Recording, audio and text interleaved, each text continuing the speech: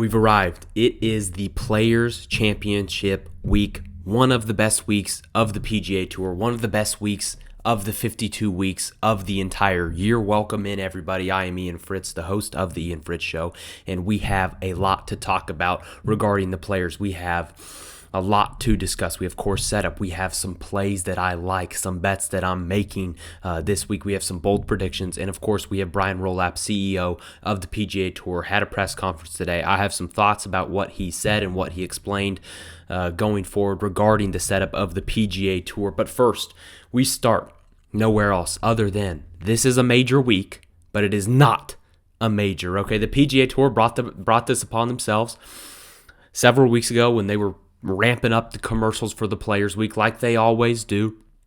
They decided to say, hey, March is going to be major. And it was a calculated move on the PGA Tour marketing part to say, hey, we're going to say it's going to be a major. It's happening in March. It's going to leave no other choice but for people to say, is the Players a major? They knew what they were doing. It's very smart from themselves. Brian Rolap said it again in his press conference. Our marketing team is genius, okay? They knew what they were doing and getting people to talk about the Players a month and a half before the Players had even started. Normally, we only do that with the Masters, okay? We're talking about the Masters in January. We're talking about the Masters in December. But they got us talking about the Players in January. They did with those commercials. March is going to be major. The people were like, whoa, whoa, whoa. Are we doing this again? It's about every 10 years, maybe every 5 years, it seems like we think, is the Players a major? We have to ask the question. The answer is no. It's not, and it never will be. There will be 4 till the end of time. Okay, that's just how it's going to be. But that doesn't take away from the fact that the Players is maybe the 4th most exciting tournament all year long. Maybe ahead of the PGA Championship, even though you would rather win a PGA Championship. Maybe you can get more excited for the Players Championship. I might be in that boat. But it is at worst the 5th most important tournament, the 5th most exciting tournament to watch if you are a fan of golf. Everyone knows what the Players is. You've got the last 3 holes. You've got 16, 17, 18, just fireworks coming down the stretch year in, year out. Everyone knows this happening at TPC Sawgrass. Everyone knows this tournament. The Players is synonymous with the golf world, and that doesn't take away from the fact that it's not a major, okay? That adds to it. It's the most premier non-major. Okay, would you rather be the 4th best major or the most premier non-major? Just ask the PGA Championship. I think you might want to be, if you are the host of the event, the most premier non-major. Okay, you might want to be that. Now, do you get to say, hey, yeah, have they won your event? You get this instead. They've won 4 majors, 1 Players. They've won 2 majors, no Players. What does that mean? Does someone who's won 1 majors and 2 Players, does that bump them up against somebody who's won just 2 majors? We can have that discussion now because it's not a major, and that excites me. That should excite you. It gets the people going, okay? And that's where we turn to the course setup, ladies and gentlemen. Spicy, okay? The Players at the PGA Tour at TPC Sawgrass this year has turned up the dial in terms of getting the rough thick, getting the rough tall, firming out the greens, firming out the fairways. They've turned the dial up, okay? And is it a coincidence that they were trying to get this to be a major? I don't know. The majors are usually tougher events. PGA Championship, maybe we are looking at you here for a little bit. Maybe you can figure something out. Maybe the PGA Championship can. I don't know. This isn't a PGA Championship hate video, but it's turning into one very, very slowly. And that's not just because I'm a Jordan Spieth guy and he hasn't won it yet. He hasn't also won the Players. So maybe I hate both of these events. I love them both. The course setup this week, based on all reports from the ground, I am not there, but I am following it closely. Everyone is saying this is going to be a tough week. The conditions are going to be brutal. The greens are already super, super firm. It's the thickest rough they've seen maybe ever at the Players, at least in these players' lifetimes, course lifetimes, and playing at TPC Sawgrass. The greens are bouncy. They're getting balls to fly in there, and they're bouncing knee high. It was happening on Monday. What do you think it's going to be doing on Sunday? We might have balls on 17 coming down the stretch where they're bouncing and they're going, they're taking one hop in the middle of that green on that top shelf if they overshoot it, and it's bouncing into the water. Yes, sign me up. We should all be for that. We should be for the conditions to be dialed up every single week on the PGA Tour. It needs to be hard for these guys out there. I don't want to see a birdie fest, okay? We know these guys can go out there and get birdies. We know that. We see it every week pretty much. Maybe a select few events every year, they can go out there and get birdies. But I want to see these guys struggle. I want to see them on a razor's edge, put the pedal to the metal and try and go get 5-6 under and win a golf tournament. 5-6 under, you walk out of here over 4 days, you played some really good golf. You played the best golf of anyone in the world this week if you get 5 or 6 under. That's what I want to see from the players, and by all accounts, they are trying to do that. Again, they're throwing balls in the rough, right of 18, right of hole 9, where they've got those mounds over there, and it's taking players 2-3 minutes to find the golf ball. Now, during the week, we'll obviously have spotters, so they'll put the flag in the ground, but they can't find the golf ball at the Players' Championship at TPC Sawgrass with all the runoffs and the short grass areas. If you're in the rough and then you got to play a shot over a mound, the green's running away from you, and on the other side of that is a drop-off to some short grass. Yes, sign me up. We need that at the TPC Sawgrass. We need that at the Players, okay? We need these guys to struggle, and it seems like it's going to be. So it's not only the greens are firm, the fairways are firm, the rough is up. And Lord willing, we're going to get some good weather. There may be some rain tomorrow on Thursday. Hopefully it misses. Hopefully just scoots right on by. Maybe just a little bit of cloud coverage. But I unfortunately think we're going to get some rain. Knock on wood. This is fake wood. Don't know if that works. But the bunkers. Michael Kim, if you don't follow him on Twitter, he's a PGA Tour golfer. He just recaps his days living out as a PGA Tour player, and he gives very insightful course conditions and course setup thoughts. The bunkers apparently have a lot of sand in them. Yeah, sign me up. Yes, please, give me more of that. Too often, these guys get in a bunker, and it's just like, oh, it's the greatest thing in the world that they're in a bunker. They're like, oh, man, this is easier than putting it from 150 feet away on the green. Put me in the bunker. Sign me up. Get me in the bunker there. No, not this week. A lot of sand means balls are going to plug. You're going to get a lot of bad lie. They could stay up on the faces of these bunkers. It could be tough to get them out. Yes, sign me up for that. I want as much sand in these bunkers as possible. I don't know if you, as a golfer, have ever played a course with a lot of sand in their bunkers. It's brutally difficult. Okay, the club just wants to stay in the sand. It just wants to stay down there. That's what we're going to get this week. I'd like to see professional golfers struggle when the ball is in the sand. That's what we're going to get this week. It should be electric.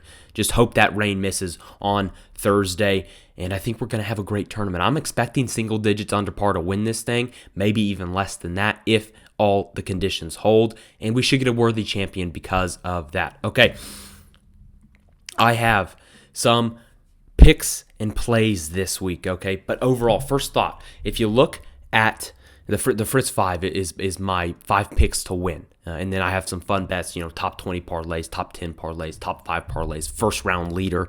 If you look at the top 10 on DraftKings right now, you got Scottie Scheffler, Rory McIlroy, Colin Morikawa, Siwoo Kim, Tommy Fleetwood, Russell Henley, Ludwig Åberg, Xander Schauffele, Cameron Young, and Viktor Hovland. That's your top 10 to win this tournament. Scottie is plus 425. Rory's down there at plus 1400. These numbers may change by the time you're watching this. I'm going through each of those guys right now, and I'm going to eliminate 6 out of those 10 guys, okay? I'm going to eliminate 6 out of those 10 guys. Scottie Scheffler, playing bad. Let's eliminate him. Rory McIlroy, back injury. He may not even play, so right now I'm going to eliminate him. Colin Morikawa, he's going to stay in there. We're going to keep him. Siwoo Kim. A lot of people are picking Siwoo this week. He won in 2017. He's in good form. I just don't see it, okay? So we're going to eliminate Siwoo in my mind. Tommy Fleetwood, number 4. He's playing bad. I don't see Tommy winning this week, so we're going to eliminate him. That's number 4. Then we go to Ludwig. He's trending, so we're going to keep him in there. But then you got you got Xander Schauffele. He's in bad form. No chance Xander wins this week, so that's 5 out of the 10. And then we have Viktor Hovland down there at number 10. Victor's playing okay golf right now, so I don't see it happening. So that's 6 out of the top 10 where I'm just going to eliminate. So I can't have them in my Fritz 5 players to win the players this week. So that leaves us in the top 10. That leaves us Colin Morikawa, Russell Henley, Ludwig, and Cameron Young. Of those 4 players, look at those 4 guys right there. Morikawa, he's trending. He won several weeks ago, played great at Bay Hill last week. You look at Russ Henley. Dude played great at Bay Hill last week. He's playing solid golf this year. He's always a threat because he just hits the ball so well. Okay, then you look at Ludwig. Trending, Played great at Bay Hill last week after a struggle to start the year. I like that. And then you have Cam Young, also trending, played good golf last week. I like what I'm seeing there. So those 4, I love every single one of those guys. So we are going to put them in my Fritts 5 plays to win the players. So I have Russell Henley at plus 2,600. I have Colin Morikawa at plus 2,000. I have Ludwig Oberg at plus 2,700 and Cam Young at plus 3,100. All 4 of those guys, I love that. And then I'm just going to throw in there for fun because this guy was playing exceptional golf, like top 5 golf in the world before he withdrew from the Arnold Palmer Invitational last week. Jake Knapp, plus 4,900. I'm going to throw Jake Knapp in there and just on a flyer. So I would place like $15 on each of these guys to win the players. And hey, if one of them hits, you're set for a couple weeks. I have $100 to play with the players, so $15 on each of those guys. If I had to pick one, I'm rolling with Russ Henley. He's my official prediction to win this week, but I'm playing all of those guys this week. Some fun plays that I like this week. Russell Henley and Ludwig, I obviously picked them to win. Both of them, I like that. I can see that happening. So I'm gonna parlay those guys for a top 5 plus 4,000. Great value there. And then Aberg, Hideki, and Russ Henley. We're just going to throw Hideki in there. Driver worries me a little bit from Decky right now, but he hits his iron so well. I could obviously see him getting a top 20, and those other guys, I know they're a shoo-in for a top 20. That's plus 2,100. I don't see a way in any world where those 3 don't all get a top 20 this week, so plus 2,100 there. And then the end of round 1 leader, I thought this was a phenomenal find. Corey Connors, end of round 1 leader, plus 7,600. Talk about value. Corey Connors, maybe one of a top 10 iron player in the world when he's at his best. Now, he's not playing great golf right now. I understand that. But I like it. I like him to figure it out. He's obviously been in the mix at the players a couple times after first couple rounds. So I like him. That's my funnest play of the week. Corey Connors, end of round 1 leader, plus 7,600. Again, my picks to win. Henley, that's my outright winner. Henley, Morikawa, Aberg, Young, and Knapp. I love all 5 of those. Could see all 5 of those guys winning this week. That's the Fritts 5 and the fun bets. Bold predictions, ladies and gentlemen.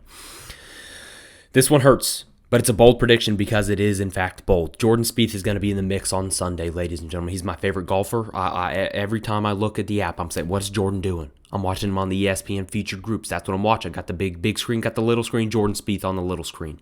He's going to be in the mix on Sunday. Bold prediction. He notoriously has been horrific at the players. He is so bad. So bad. His first event, or his first time playing the players, he was in the lead after 54 holes and has not been in the top 10 since then. Since he held the lead after 54 holes, this man has not been in the top 10. I think that will change this weekend. Sneaking suspicion, obviously it's bold. Second bold prediction. 3 out of the top 5 favorites will miss the cut. Again, Scotty, Rory, Colin, Siwoo, and Tommy. Okay? Now, obviously, you think I think Colin's going to play pretty well this week, so he would eliminate himself. So I'm really going 3 out of 4 right there. 3 of Scotty, Rory, Siwoo, or Tommy, but we're going to throw Colin in there for the sake of this prediction, will miss the cut. If I had to pick, I'm going Rory, may not even play, so I'm going to count that as a miscut. Siwoo, and Tommy. I would think it's going to be those 3 guys to miss the cut this week. So that's the second bold prediction. And then the third one.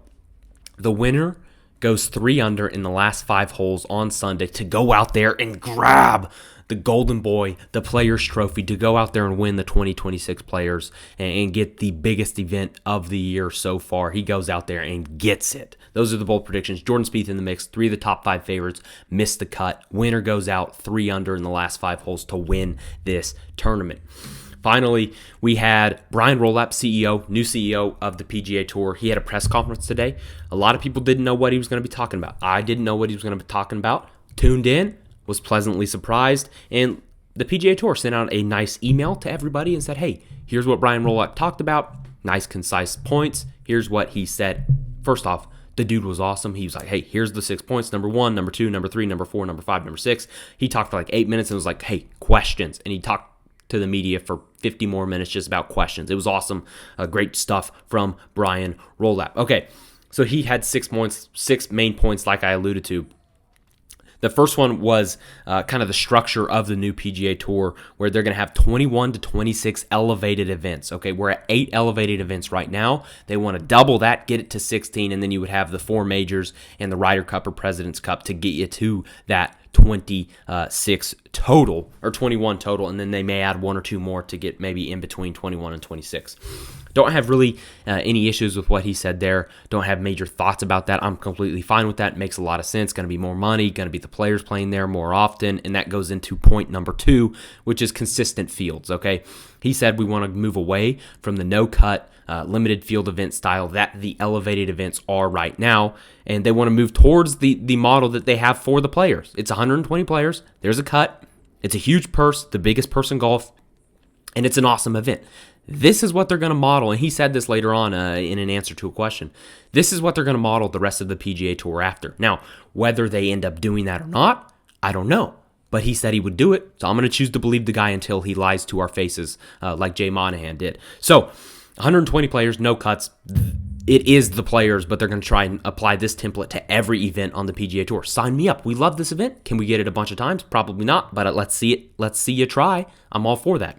Okay, the third main point was they want to open big, start the year off strong with a marquee event on the West Coast, get the East Coast in primetime golf to start the year at a major venue, okay? I think Pebble Beach probably is going to be one of those. Maybe they go somewhere in the San Francisco Olympia Club area. I don't know if they can do that. I'm just throwing out clubs that are over there on the West Coast that are major venues that they could possibly use to get the year started off straight. Okay, so they want a better structure with those 21 to 26 events, consistent fields, open big, and then these last 4 are really what get me excited. Okay, number 4, they want to go to more major markets. Why I mentioned San Francisco. Currently, they are only at 4 of the 10 biggest markets in the United States. I don't know which ones those are off the top of my head. Dallas, I guess you could say Los Angeles, yes, with Riviera, and then what would the other ones be? Are they in? Is Phoenix? Would Phoenix be a top 10 market? I think it might be. So that's 3 out of the 10, three of the 4. Whatever the 4th one is, I can't think off the top of my head. Charlotte? Nah, there's no way Charlotte's a top 10 market. Whatever. They want to go to pretty much all 10 of those. He mentioned Philadelphia, Chicago, Boston, New York City. He mentioned all of those. They want to add those in and go to major hubs for people. Get more people at the tournaments. Get them at big courses. More crowd involvement. Stuff he mentioned. I'm all for that. And the 5th one, these last 2, I love. The 5th one, promotion and relegation system. We pretty much already have that right now, but they're going to style it seemingly, based on what he was alluding to, a little bit differently. So you're going to have a Tier 1 tour, which is going to be those 21 to 26 signature events like I mentioned before. And you're going to have a Tier 2. Not exactly sure what that's going to look like. They're probably going to be going at the same time. Yes, sign me up. He mentioned by name the English Premier League and what they do, the English soccer system. And you have the Premier League, you have the Championship, you have the ones below that. They're going to structure this. Hey, you want to be at the top. If you don't perform at the top, you're going to be going to the bottom. And if you don't perform at the bottom, you're going to be going even lower. That's what we want. That's what we want. Hey, if Justin Thomas in 2 years' time, he doesn't play well on the PGA Tour, let's bump him down to the championship level, and let's see how he does there. If he's really good enough, he's going to be right back in the PGA Tour next year. Let's see that happen, and it will draw viewership to the lower tour. It will draw viewership from the main tour to the lower tour if you get big names that don't perform well on the PGA Tour, on the Tier 1 top tour. That's great. You want viewership for both tours if you are the PGA Tour. I'm all for that. There's lots of potential there. And the final point he brought up was enhancing the postseason. He mentioned match play. I don't know if we're actually going to get it. Probably not, but I'm choosing to believe we will get match play based on Brian Rollap's press conference today.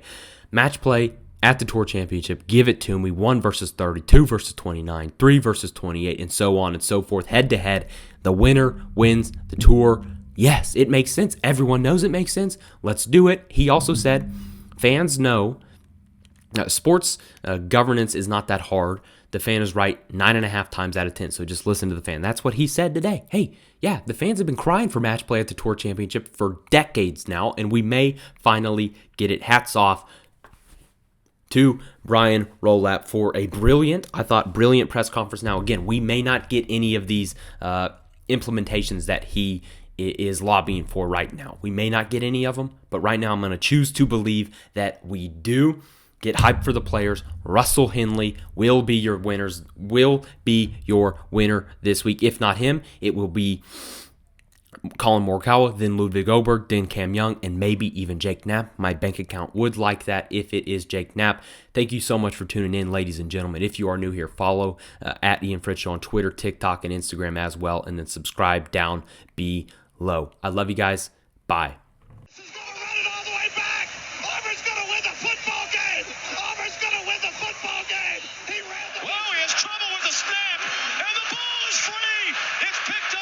Michigan State's Jalen